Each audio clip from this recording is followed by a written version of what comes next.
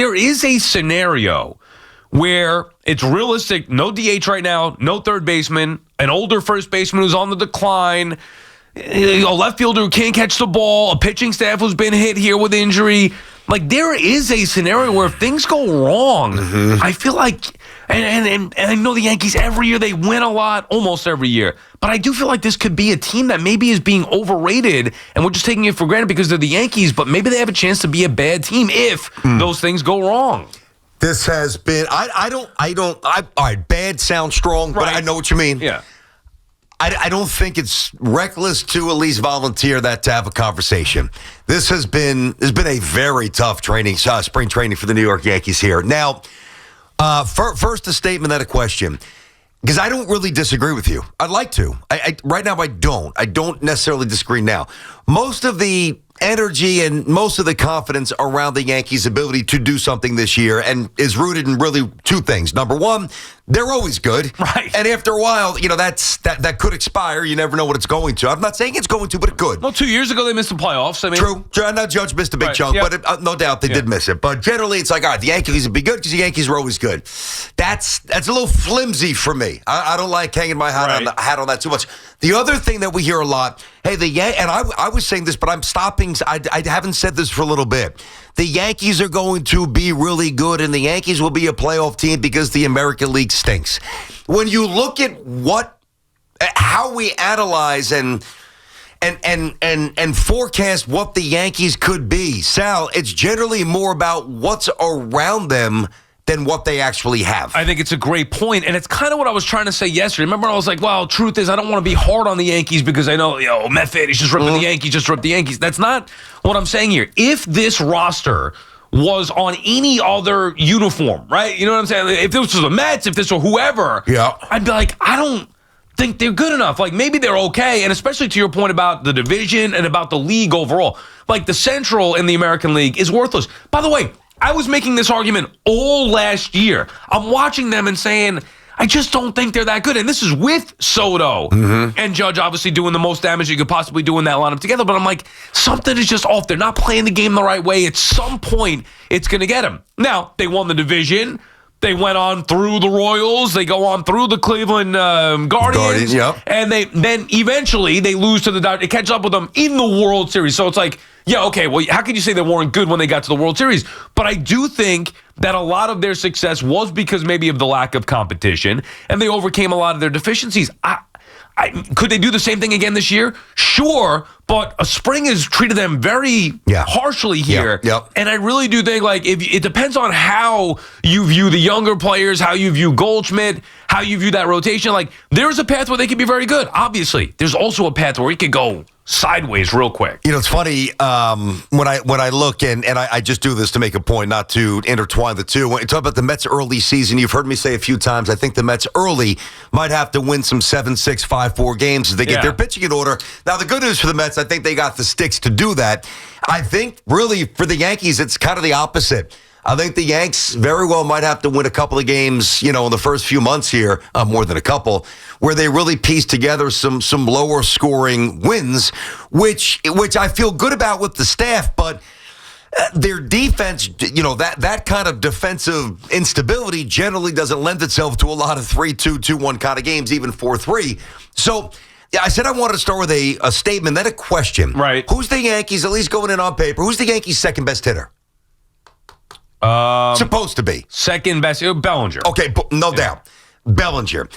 Now, this doesn't mean it's going to be true, but you look at his Fangraphs projections, and most of these have Belly, even when you start to look at like average draft position, fantasy baseball, all these things kind of line up. Doesn't mean it's going to be true. Most have him, 270-ish, 22 home runs, 79 to 83 RBIs. Now, depending upon where he hits, that RBI number could go very high or much higher than that. The point is, I think we all agree going in that Bellinger is expected to be their second best hitter, and he's good, and I'm happy that he's a Yankee for the reasons I've talked about the last couple of months. He is not a lock to be a stud. Well, I'm glad you brought that up because I was going to say, am I having these doubts? Are we having these doubts because of the question marks. Like there are now again Bellinger, and I do think he's going to have a big year. I like him, but define big though. Well, I mean 30 home runs.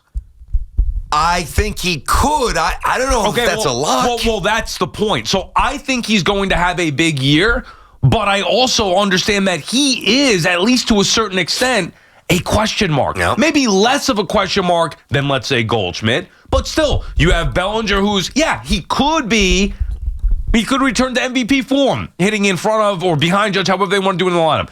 Goldschmidt could be a proven vet who bounces back and does what he did in the second half.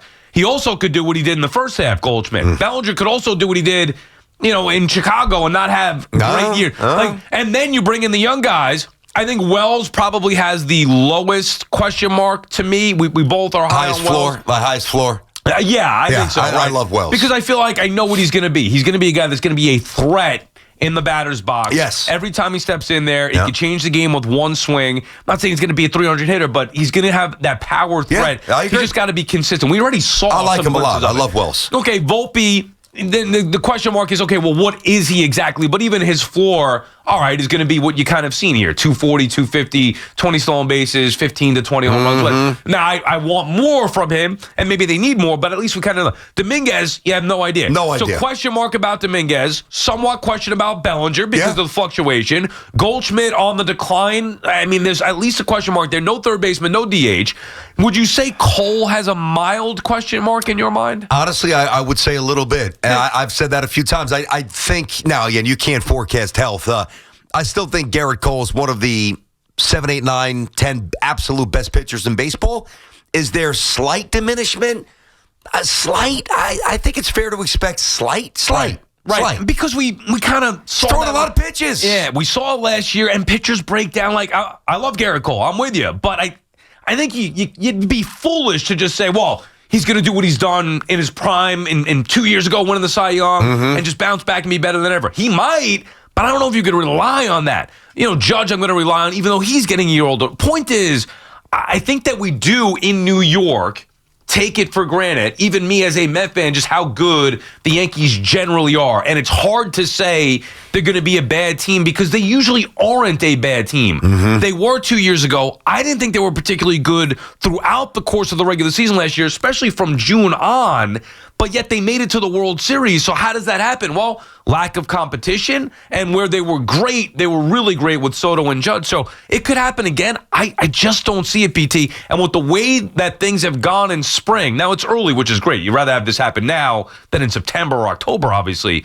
But I think you could paint a picture where maybe we're taking it for granted with this Yankee team, and maybe they get caught by somebody in their own division like the Red Sox. I think it's possible. Honestly, I've gotten here slowly. As recently as this before the heel injury, of course, and some other stuff, I'm like, Yankees going to win 90 games with their eyes shut. And then I'll be honest, you were very transparent yesterday about how you talk about how you, not that you fear, but you want to make sure what you say about the Yankees is not hijacked because sometimes it gets that way on social media. And I was giving some deep thought as to how I position their season. And I actually listened to one of the segments, and I'm like, boy, that's a little confident for what they have. You look around the diamond, and again, we roll through the names all the time. Right. There's a lot more questions than answers. And I think what could be most alarming is that a lot of the questions are young kids. So not only are we not really sure where they are from a baseball perspective, we don't know how they're going to balance the mental stuff as a Yankee, as a young kid. Right, if things go wrong. Yeah, that's what I'm saying. Adversity, exactly right. So there's a lot there. Now, again, high side is, hey, Volpe improves. Wells is a stud. Dominguez is close to what we thought he was going to be. Bellinger has Jazz, don't forget about, we didn't mention Jazz. Jazz is good. Love Jazz. That's why we didn't mention him. We didn't mention Judge and Jazz because I'm with you. I think you kind of know what he is. I think he's going to be a positive here. Their up-the-middle defense is going to be better with Jazz. Their offense is going to be, he's going to be better being here for a full year with them. He might turn out to be their leadoff hitter. Who knows? But I didn't bring him up purposely because I don't think he's a question mark. I think you could count on what you're getting. But all these other things, if you get the best of Wells, the best of Volpe, the best of Goldschmidt, the best of Dominguez, the best of Bellinger, then you're looking at a team that can win 100 games. So that could happen too. But for a team, I don't see a 100-win team. I'm just saying for a team that it's the Yankees. 100 wins? I'm just saying if everything went right. It never does go. Already it hasn't gone right. Yeah. You look at the rotation. Best rotation. Cole, outside of the Dodgers, Cole, Max Fried. Yeah. Hey, if Rodon does his thing, what he can do, and then Heel as a full. Schmidt. Yeah, like that's the bullpen we know is loaded. They bring in Williams. So you could also say, well, Sal, I see it this way, where I think these things are going to go in favor of the Yankees, and they're going to be a 95, whatever, win team. I could see that too. But for a team that we talk about as, hey, World Series or bust, win a World Series, get to the World Series, there are an awful lot of question marks and unknowns. Let me say one more thing. We'll get to these calls, obviously. I know you guys want to jump in. BT and Sal on the fan. As much as I look at, I feel like there's more issues on paper than they've had in a long time. And they've had some suspect lineups over the years. Obviously top heavy with Aaron Judge. As a fan, I don't mind this. Like, I'm okay with digging it. Like, I'm a Trench fan. Right. Like, I'm a Foxhole fan. So I will sit there every night and I will be okay with seeing where this. Now, if it doesn't go the way it's got to go, then I'm going to be loud and screaming and do this, Hal, and wake up and make a trade and do this. But, like, even though it's way less than perfect, I find it interesting. I'm not the kind of person, like some Yankee fans were like this. I need 7 All-Stars. I don't. I need some pitching. I need a superstar. I need some balance. I don't know that they have the balance. I don't in the lineup. I don't know that. I don't know what the young kids will be. But seeing them develop, and if they fail, then you got to go to plan B. I'm okay with that. Like, I don't want to say it's my first choice. No, I get it. But but these guys got the young players got to go out there and produce. They're relying a lot on their young players, and I do think a part of us, just because we're here and the Yankees, hey, even when dealing with injuries last year, again, how they could overcome Garrett Cole, and they did. They did. Big time. If you overcome losing Garrett Cole, you would think they could overcome losing Luis Heel here. Mm-hmm. But no Soto and a lot of question marks in there. I am hesitant to declare where I initially was like, they're going to go to the World Series. I mean, come on. They're the Yankees. Look at the landscape of the American League. I'm not sold that this is a good ball club yet. I need to see it first. BT and Sal on the fan. Our friends at Town Fair Tire remind you that at Town Fair Tire, you always get the guaranteed lowest price on name brand tires from Connecticut to Maine. Nobody beats Town Fair Tire. Nobody. John is in Danbury, Connecticut. What's up, Johnny? What's up, guys? Thanks for taking the call. BT, I got to agree with you. I think when you look at how the lineup is set up, there is a heavy reliance on young guys. That scares a lot of fans, but when you start looking around the league, like the Astros are a prime example, they've had so many young guys come up and absolutely crush it for them. And I think that we are long overdue for some of these young guys to really step up. I am really trying to keep a positive outlook for the beginning of the season with everything that's already gone on and all these injuries. And I'm not blaming it on Cashman, but what I would have liked to see is just a little bit more over preparation. Get 1 or 2 extra guys. They might ride the bench a little bit, but at least you have that depth there that if something does go awry in the beginning of the season, at least we can pull from that. Yeah. And then worst case scenario is you deal that guy, before the trade deadline and get some draft capital coming down the road. But overall, it's going to be hard to expect to have Judge do the exact same as what he did last year. I think if he even has a 10% decrease in, RBIs, home runs, They're screwed. Average. You had 322. I mean, this poor guy's been. He's got to carry the entire team. I think that the Yankees bench is awful. Yeah. I mean, that's another problem here. That's kind of where he was going. You talk about the reinforcements and maybe going a step more in anticipation of an injury or two. Like, again, I never, no disrespect, I never deemed DJ LeMahieu viable. I didn't even include him in my mind this year. They did. No, I know. 2 years in a row. Yeah, just because of the finances. I don't think because of the baseball principles anymore. But now, with him, and forget about him, he's probably done forever at this point. And we'll see what happens with Stanton. But now, Oswaldo Cabrera, who is a good bench guy, could play a little first, a little second, a little third, a little outfield. He's likely your starting third baseman. Who's coming off the bench? Yeah. We got Trent Grisham and a backup catcher. They had depth issues coming in, and now they've been hit hard. And look, it's not like, it's a fluke thing. It happened. No, they were relying on the same guys again that we talked about going into last season. Last offseason, after the Yankees missed the playoffs, you and I both said to show significant change, I want Stanton gone. Yeah. I want LeMahieu gone. And they're both still here 2 years later. And being counted on.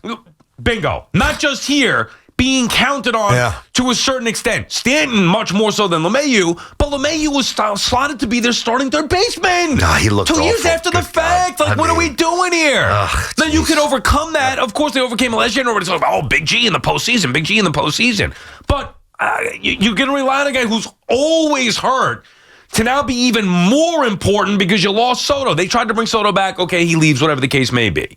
But they're relying on Giancarlo Stanton to be an integral part. I know. All of a sudden, you take him out of the lineup. Look at it. Well, that's my point. That's what I asked Sal. Who's the Yankees' second best player on paper? Yeah. Look at Soto's numbers. And listen, maybe Juan does replicate those with the Mets. And maybe, he's amazing. So it's going to be in the neighborhood.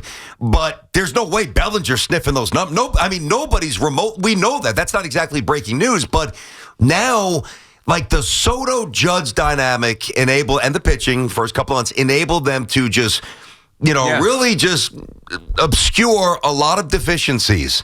And now you can't hide. Like all these guys, these young players are going to have to pop. Yeah, and those are question marks. They might, but they might not. John is in Philadelphia. What's up, John?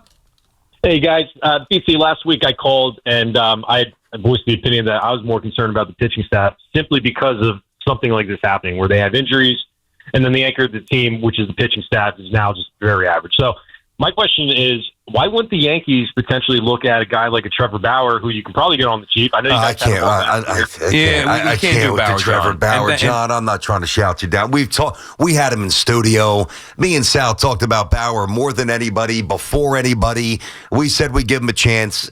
No one's giving him a chance. It's over. And by the way, I like that John brought up, though, a point that we kind of talked about. I don't know if it was, it must have been 2 weeks ago because I was out last week, where it's why I believe that the Mets' philosophy in building a team is better because they were less reliant on pitching. So when you invest big in pitching like the Yankees and something goes wrong, and by the way, it hasn't gone wrong with their big investments, meaning like Fried and Cole are healthy right now. CC back in the day. Yeah. CC.